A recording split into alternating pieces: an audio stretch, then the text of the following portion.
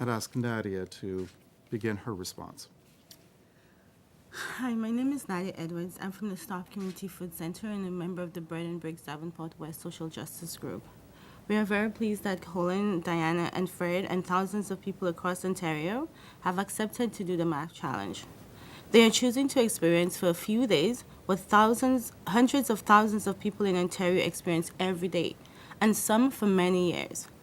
They know it reflects only a small part of the reality that people on social assistance face. Let me tell you a bit about the reality that people living in poverty face. We have to make difficult choices about the food we eat every day. Basic allowance rates for social assistance include housing, but not food. Most people on social assistance pay the majority of their income for housing. Food banks provide support, but they are supposed to be a band-aid, short-term solution, not a way of life. No one chooses to live in poverty. If you lose your job, your employment insurance runs out, you become disabled, you find yourself left with social assistance.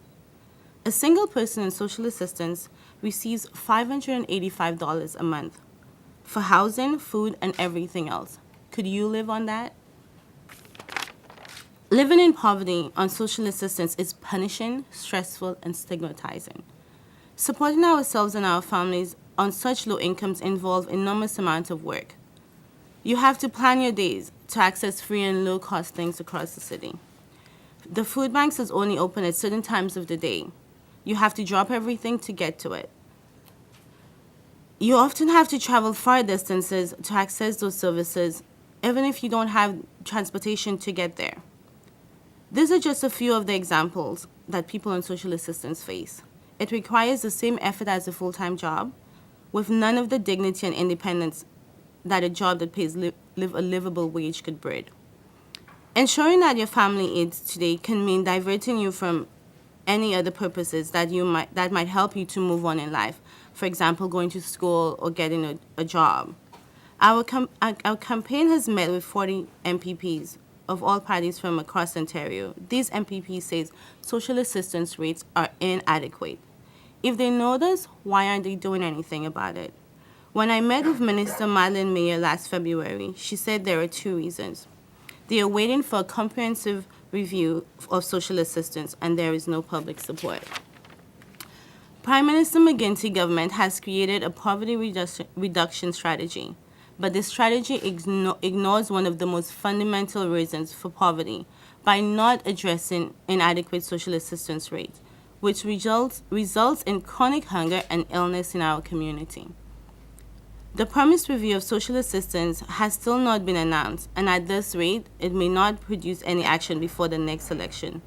So there needs to be an interim increase to address chronic hunger people face. So far, the pace and scale of change has been unacceptably slow, when people are nearly starving and their health is suffering.